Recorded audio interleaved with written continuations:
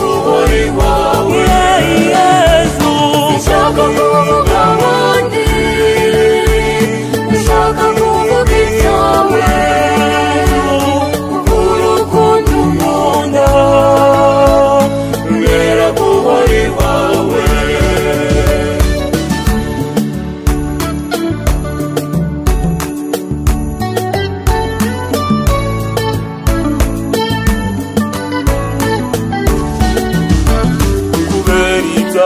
byanjye warababajwe bikabije ni wowe uzi gukunda abandi barabeshya yobora intambwe zanjye mubyeyi w'impuhwe nyinshi unyigishe gusenga no gukunda Imana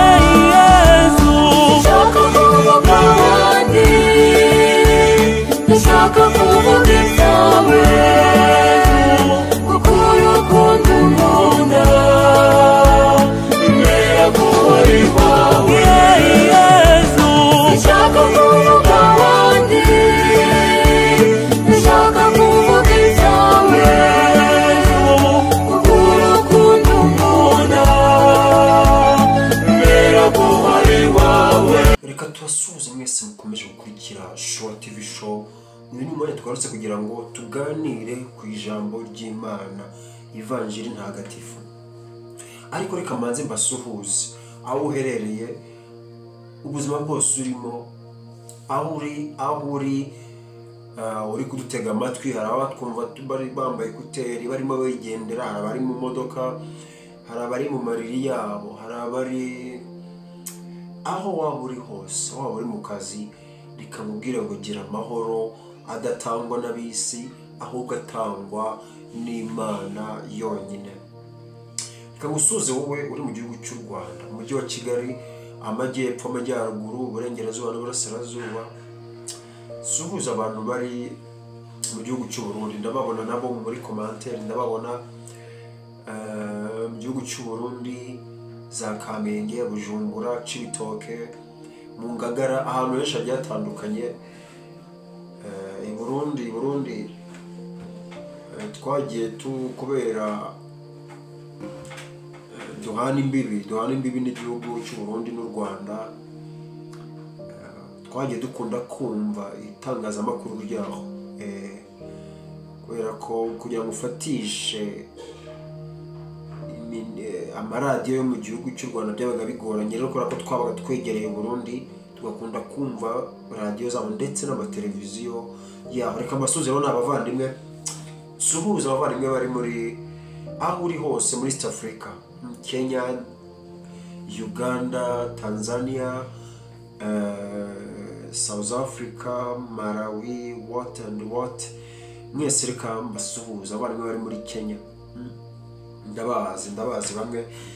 Twambuke Rwotamasimbi, Burayi, Ubufaransa, Ubudage, Belgique, twomeze Amerika, Hollande. So mwese aho muherereye, Imana nibaha umugisha. Muri Amerika, Aziya, abavandimwe bariyo, kandi mukomeza no kutwereka ko tubana. Uyu munsi rero tuje kuganira amakuru y'ijambo ry'Imana. Ese ni iki Imana dushakaho muri iki gitondo cyangwa se muri iri joro, bitewe n'igihe uri kunyumvira? Ese ni iki Imana ishaka kuhindukaho? Ni iki Imana ishaka ko umenya? Ni iki Imana ishaka ko uba cyo? Kubera iki umuntu atamera nk'uko uwamubumbye, uwamuremye ashaka? Reka dusangire ivanjiri ntagatifu uko yanditswe na Matayo. Ndasoma umutwe wa 13 umurongo wa mbere kugera ku wa 9. Umugani w'umubibyi. Ivanjiri yasomwe ku wa gatatu, ariko nagira ngo nyigarukeho tujye twiganirira ku ijambo ry'Imana. Hari ibintu byinshi hano kuri iyi mihanda ubona bijyana abantu mu nzira zitari nziza, kandi Imana yatweretse inzira nziza ahubwo ntabwo dushaka kuyinyuramo. Shitani ishimishwa nuko utari mu nzira nziza. Shitani ishimishwa nuko utakariza Imana icyizere, irakwereka intege nke z'Imana, nyamara ntazo. Imana ishoboye byose, ntabwo ushobora kwirwanirira ngo bishobore. Umugani w'umubibyi. Uwo munsi Yezu ava imuhira maze yicara ku nkombe y'inyanja. Abantu benshi bamuteranira iruhande, bituma ajya kwicara mu bwato, naho rubanda rwose ruhagaze ku nkombe. Ababwirira byinshi mu migani ati, umubibyi yavuye iwe ajya kubiba. Nuko igihe abiba, imbuto zimwe zigwa iruhande rw'inzira, inyoni ziraza zirazirya. Izindi zigwa mu rubuye, ntizahasanga igitaka cyiza, nuko zimera vuba kuko igitaka cyari gike. Izuba rivuye zirashya ziruma kuko zitari zifite imizi. Izindi zigwa mu mahwa, amahwa arakura nuko arazipfukirana. Izindi zigwa mu gitaka cyiza, nuko zera imbuto, imwe 100, indi 60, indi 30. Ufite amatwi niyumve.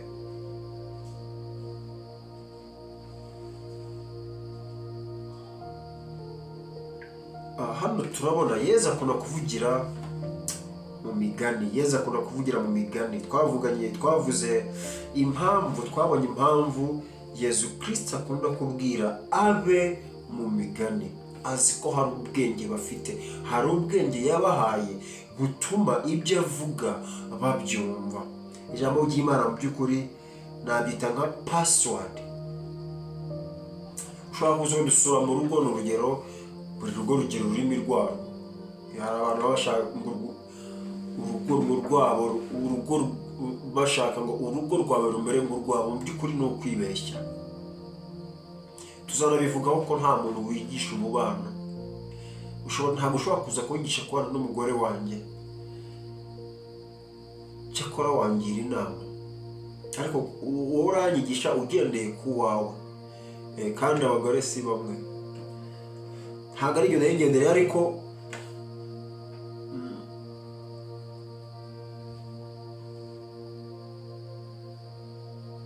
umuntu abaho uko yarezwe. Rero mu bwenge dufite, Imana yaduhayemo n'ubwenge bwo kumva ibyayo.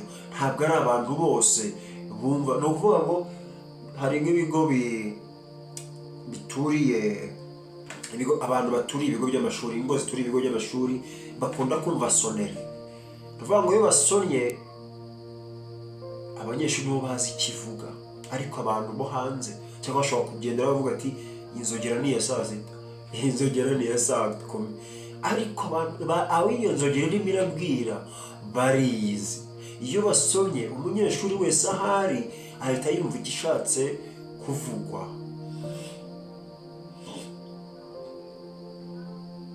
Bavandimwe rero, mureke tumenye password ya Yezu Kristo, tumwumve kandi tumukurikize. Tumwumve kandi tumukurikize. Murambabarira, kubera icyo abantu batumva ijwi ry'Imana kandi bararemwe n'Imana. Shitani yadukuyemo umutima w'urukundo, iwihera abo isi yakwita abanyabyaha. Muzara abantu banywa inzoga cyangwa se banywa itabi, ntabwo bacira urubanza ibyo banywa byose. Ibyo ni ibyica umubiri, ariko ntabwo bishobora gukora kuri roho. Ntabwo mushira urubanza mu nzoga ntuyinywa. Imana niyo mucamanza. Ijambo nkunda kurikoresha kuko nzi icyo risobanura. Abantu banywa inzoga barakundana, nyamara abantu basengana ugasanga umwe muri itorero aranga mugenzi we. nyamara bagakwiye gukundana cyane nabo bitwa ko bamenye Imana. Ese Imana wamenye ikumariye iki? Shitani twibagiza ubwiza bw'Imana, rimwe na rimwe ikakwereka ko ibyo Imana yagukoreye wari no kubyikorera, utangiye ukirata ku Mana. Ntabwo rero ari byo, ntabwo ari byo. Yesu rero, umuntu utumva imigani ye, umuntu utumva password ye, uwo ntabwo azanamwumva, azumva iby'umubiri ushaka gusa. Abantu benshi bashaka kumva inyigisho bashaka zibafavoriza, zidefana, zituma baguma mu byaha barimo.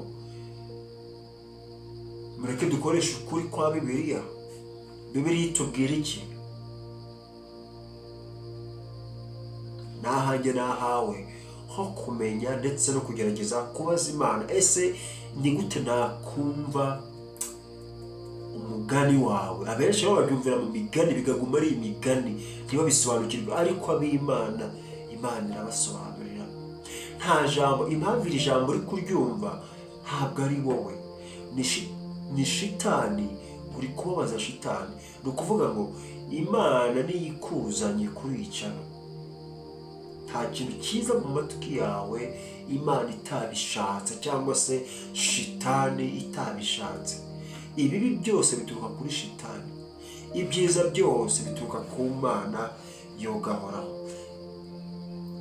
Yesu rero kuvugira mu migani ntabwo agira ngo azimize, ntabwo agira ngo agire abantu batazabona ijuru batumva. Oya, Yesu abwira abanyabwenge. Ntabwo ari ubwenge bw'isi, ahubwo ni abanyabwenge bita ku iherezo ryabo, bazi neza ko igihe kizagera bakava muri ubu buzima. Ese ujya umenya ko uzava muri ubu buzima? Niba utanabizi, byibuke n'ikimenyimenyi. Hari abo mwasangiye mbona ntibadahari, kandi uzi neza aho bari, cyangwa se uzi aho wabashyinguye. Tureke kuba ibipfapfa, tureke kuba ibigoryi, mureke tumenye ukuri. Ukuri ni uko ijuru ririho, kandi abeza bazarijyamo, ababi basange shitani mu muriro. Mureke twitwara neza bigishoboka. Impamvu Yesu avuga ati nimumwambaza akiri bugufi, nimusenge Imana mu gihe bigishoboka, nuko Yesu azi byose. Azi neza ko hari igihe kizagera uba utagishoboye gusenga. Icyo gihe ni ikihe? Igihe uzaba washizemo umwuka. Umuntu apfuye,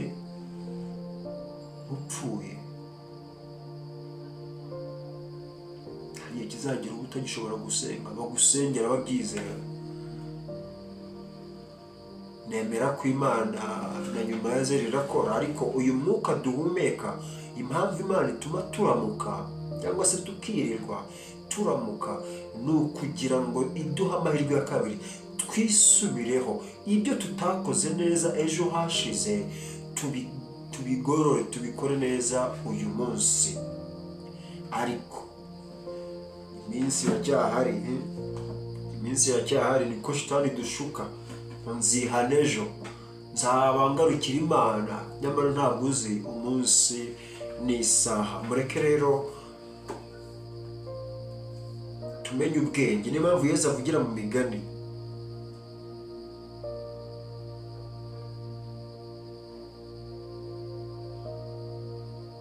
Mureke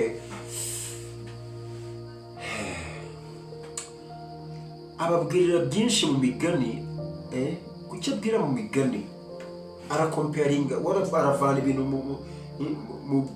mu bya roho abigereranye mu by'umwuka, cyangwa se ibya roho abigereranye n'iby'umubiri. Nuko bimeze. Uburyo tubaho ku isi, ushatse wahita mubonamo ubwiru bw'ijuru. Mujya mureba uduhinja, gatwita kakavuka, kakabona kari guteragura utuguru, mu kanya kari kudadada, kanya karavuze mana ejo kugenda nyamara ntawe ubona igihe umwana yakuriye ubundi nyine bigenda biba uratera ikigori mu murima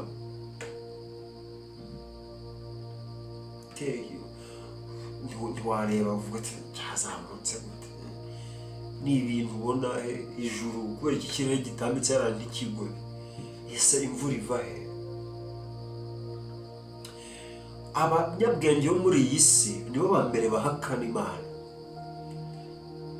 nta bwenge bubaho butuma umenya Imana cyangwa se uyimenyera ubwenge bwa mbere ni ubwa Yesu Kristo ni ukumenya ko Kristo yapfuye akazuka kandi ukamwizera ukamenya ko yakubabariye yakubambiwe ku musaraba kubera wowe kugira ngo ibyaha byawe ubihanagurwe Yesu rero yadutwariye ibyaha kugira ngo turekeraho kuruha kuki twitera umuruho kandi Kristo yaratubambiwe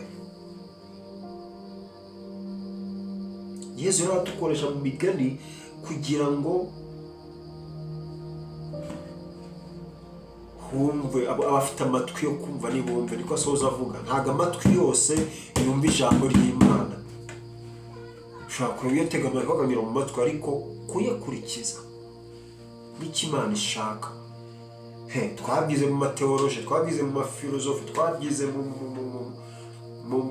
Bible studies ubwo bwenge budaturuka muri Bibiliya nibwo bugoretse isi mu nyenga y'umuriro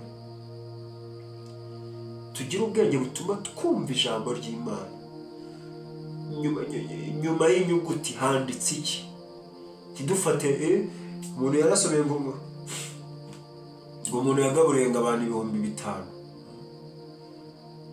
5,000 ngo Yesu yagaburiye abantu 5,000 naho kandi kwisha ngo Yesu yagaburiye abantu 5,000 ugaburiye nde wowe icyari kibyisha inyuma y'icyo gikorwa n'iki bareke dusaba ubwenge Imana Yesu twabonaga ejo bundi ngo mugenzi wanjye ninde habyaga musubize arambwira ati ngo umuntu yamanutse avuye Yerusalemu agana i Yeriko agenda anyura mu nzira agana ubundi Yesu abwira abanyabwenge bafite ubwenge bwa Yesu mureke dusaba Imana iduha ubwenge bwayo Imana rero niyo mubibyi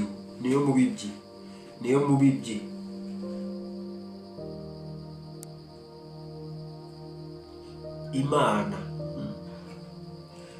mubibyi yavuye iwe ajya kubiba nuko igihe abiba imbuto zimwe zigwa iruhande rw'inzira inyoni ziraza zirazirya izindi zigwa mu rubuye so ibi ngibi twabyumvise Imana mu by'ukuri ni umubibyi niwe ubiba munsi agerageza kubasobanurira icyo bishatse kuvuga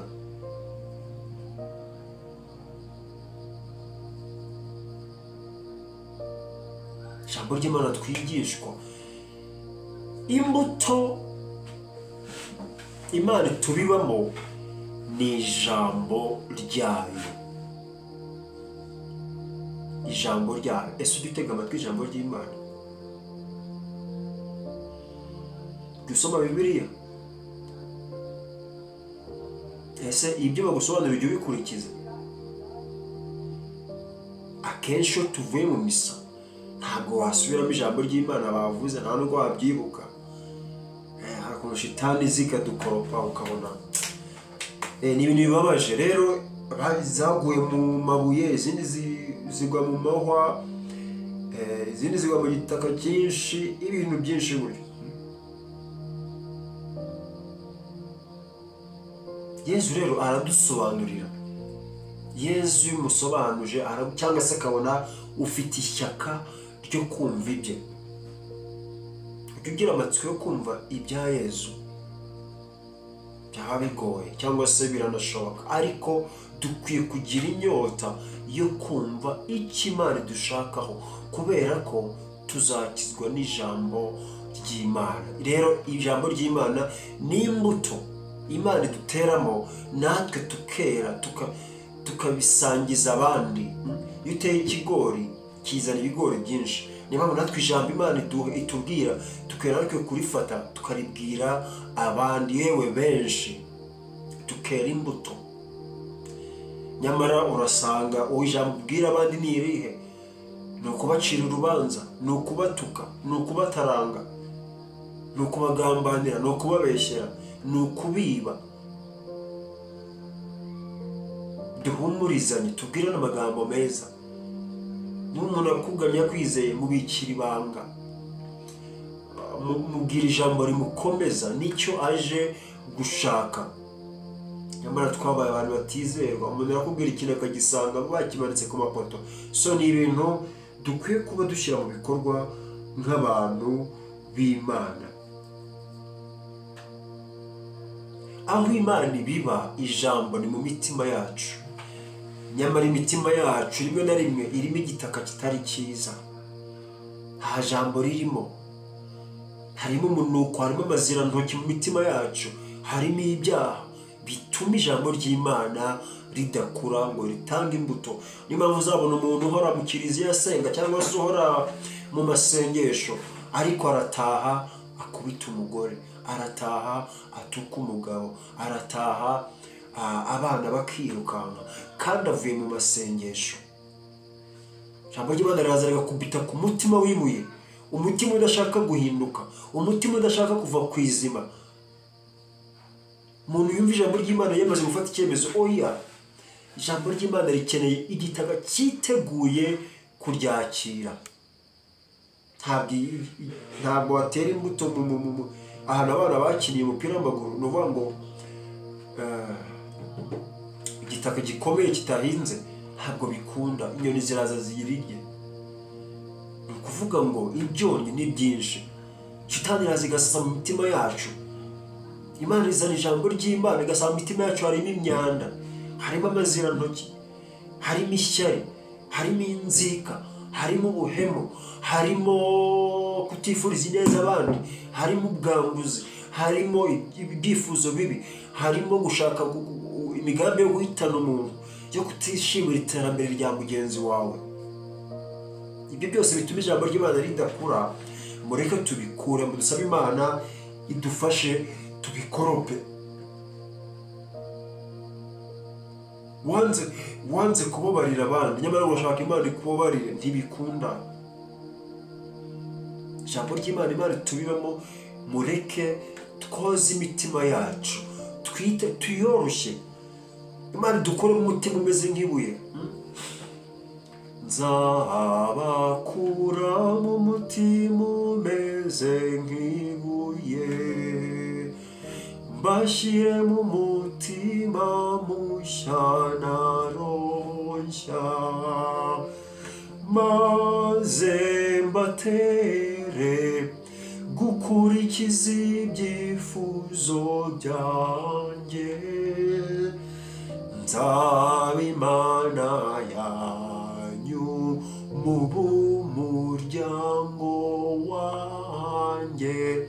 Nzabakora mu mutima umeze nk'ibuye, mbashyire mu mutima mushya na roho nshya, maze mbatere gukurikiza ibyifuzo byanjye. Ni ukuvuga ngo Yesu nawe udushyiramo ubushake bwo kwakira ijambo ry'Imana. Niyo mpamvu akenshi wigisha abantu ugasanga imitima irafunze. Buriya Imana ishaka ko ijambo ry'Imana rikugeraho, inagutegura, inagukundisha iyi shene yanjye. Ni ukuvuga ngo hari abantu bareba ibiganiro nkora ariko ntibabiha agaciro cyangwa se bakigendera. Ubwo abo si abanjye, bazabwirizwa n'abandi. Ariko niba wiyemeje kujya ugaruka kuyicana, kumva ijambo ry'Imana, Imana izakora ku buryo inshyiramo ibyakugirira umumaro. Nawe izakora ku buryo utabura data, utabura wifi yo kuza kumva ijambo ry'Imana Imana yanyujijemo. Imana irategura abavandimwe. Ntabwo uri hano kubw'impanuka, ntabwo uri kunyumva kubw'impanuka. Ni Imana yateguye ivuga iti ijambo ryawe rizakiza benshi, rizatabara benshi, rizakora abantu benshi mu munyenga y'umuriro, maze ribazane mu bwami bw'ijuru babeho bishimye. ijambo ry'Imana iyo ushatse kurigumana mu mutima wawe nturisohore nturyereke abandi, icyo gihe ripfa ubusa. Ni nk'igishyimbo kigumye mu gitaka ntikizamuke. Icyerekana umuntu w'Imana, umuntu wumvise ijambo ry'Imana arishyira mu bikorwa, ibikorwa bye. Imbuto atari wa wundi ati mwumve ibyo mvuga ntimurebe ibyo nkora, oya. Icyerekana ko ijambo ry'Imana ryakugezemo habaho ibikorwa. Icyerekana ko wateye ibishyimbo urasarura. Iyo udasaruye ntabwo warateye cyangwa se warateye mu gitaka kibi. Mureke dukorope imitima yacu, dukuremo uburakari, dukuremo ibintu bibi byose birakaza Imana, maze urebe ngo Imana iratubamo ijambo ryayo kandi ikaduha n'icyo tuvuga. Abantu bagira batukana kandi avuye gusenga, usubiye gusenga iki? Ijambo rirakiza, ijambo ryiza. Ijambo ni mugenzi w'Imana, niko Abanyarwanda bagiye bavuga. So urwo rutare rushobora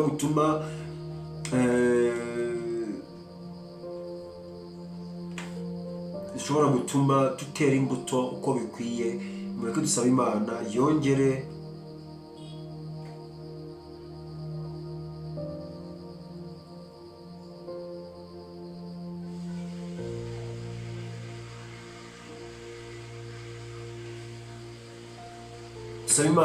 idusukure, idusubize ireme, yongere itugire abana bayo. Imana irababarira kandi iradukunda. Ibyaha byose waba warakoze uko waba umeze kose, Imana iragukunda.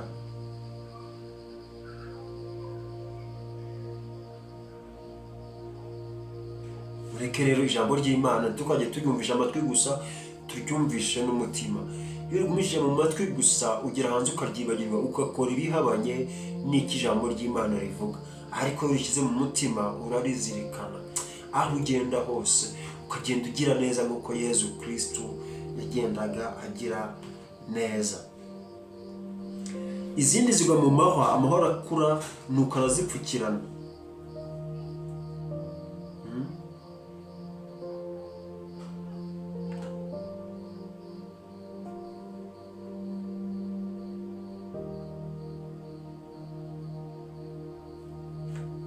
Iyo uteye imbuto mu mahwa, niko bavuze, mu mahwa, ntabwo ushobora kuzisarura, ntibibaho. Amahwa yakujomba. Uteye imbuto mu mahwa, amahwa nawe ubwawe ntushobora kuzigeraho ngo uzisarure, arakujomba.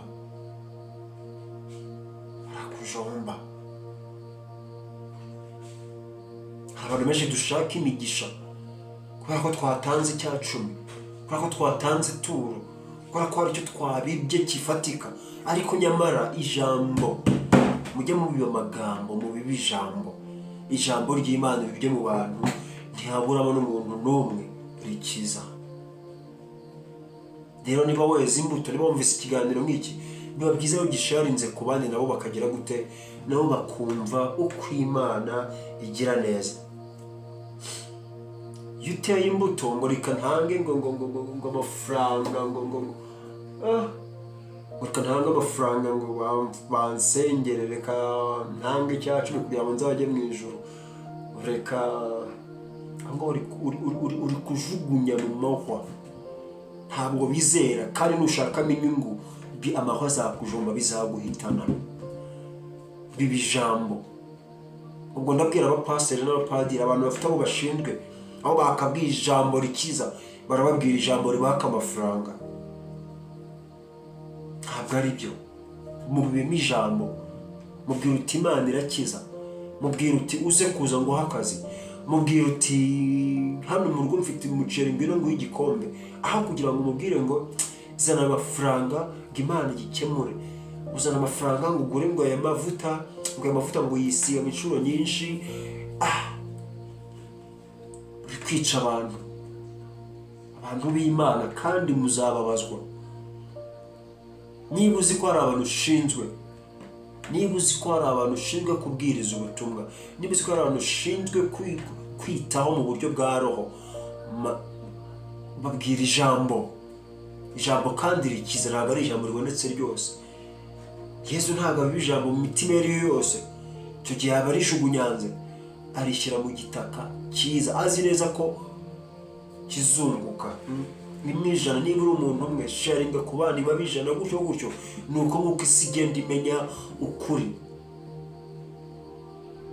Ndavuga ibyo nemera, ni nabyo nigisha, nshingiye kuri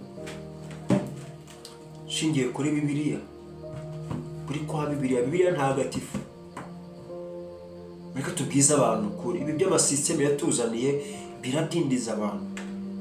Ni gute umbwira kuzana amafaranga kugira ngo Imana ingirire neza? Aho yibagije rya jambo ngo icyo nshaka ni impuhwe se ibitambo. Amafaranga ni meza, afasha muri za kiliziya cyangwa se mu nsengero, nibyo hari nabo babikoresha neza bakayafashisha abakene. Ariko ngo umuntu kugira ngo Imana imugirire neza ngo abanze agire icyo atanga, ngo atange igitoki, ngo atange amafaranga, ngo atange aho ngaho uri kubiba ijambo ry'Imana mu maboko. Kandi Imana ni inyampuhwe, ariko igihe kizagera ikava ku ntebe y'impuhwe ikajya ku ntebe y'umucamanza. Umucamanza nta mpuhwe aba agifite. Impuhwe zigira ari kukuburira ati ibi ngibi byakugusha mu makosa, ariko bamaze gufatwa ribu yagucakiye, nta mpuhwe hakurikizwa itegeko. Umucamanza Yesu rero ntabwo ari nyirimpuhwe iteka, ni nyirimpuhwe ku bantu bagihumeka, ariko bimaze gupfa irimuka ikicara ku ntebe y'ubucamanza, ukabazwa ibyo wakoze. Naje rero kugira ngo mbaburire, nanjye niburire, kugira ngo twese tugane ahantu, tugane mu nzira y'Imana twishimye. Kubera icyo abakristo babariye mu nsengero, abakristo barashaririye, bararakaye, barabatera ubwoba ngo murapfuye, muragowe. Niba utumvise misa uragowe, niba utumvise amateraniro utaje ku rusengero uragowe. Imana ntabwo yakwanditse mu gakayi. Imana ntabwo imeze nk'abantu. Imana ni Imana. Mureke gukura umutima abantu. Niba umuntu yasibye, ahubwo mumenye icyatumye ataza, aho kumucira urubanza ngo bimeze bite. Abantu barahabutse Imana ngo ni inyabwo iteye ubwoba. Nyamara Imana irahari, igihe cyose wagarukira irakwakira. Iyo utakira abandi ubona n'Imana itakwakira. Ubifitemo ubugurube abubona mu bandi. Iyo ufitemo ububwa ubona abandi ari imbwa. Iyo nta mbabazi ugira ubona n'Imana nta mbabazi. Mu by'ukuri sibyo.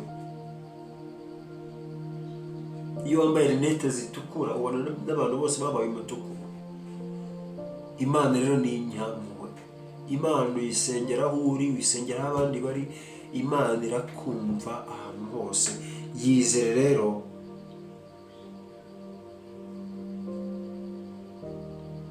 yizere nayo izagukiza. So nasoza mbashimira.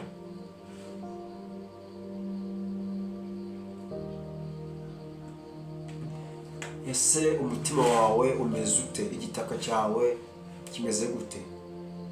Aho ese umutima wawe witeguye kwakira inkuru nziza? Emera Imana, izera Imana.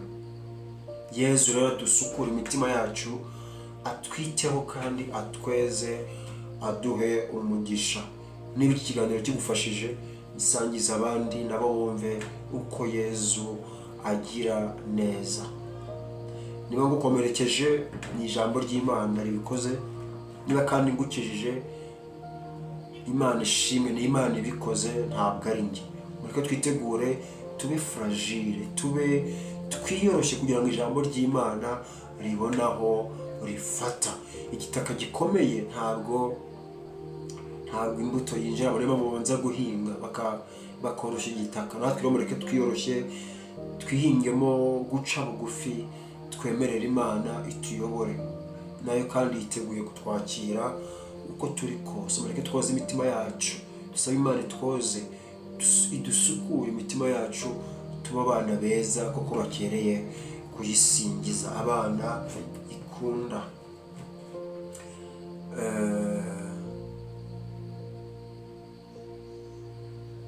Nimugire amahoro kandi Imana ibarinde, ndabakunda.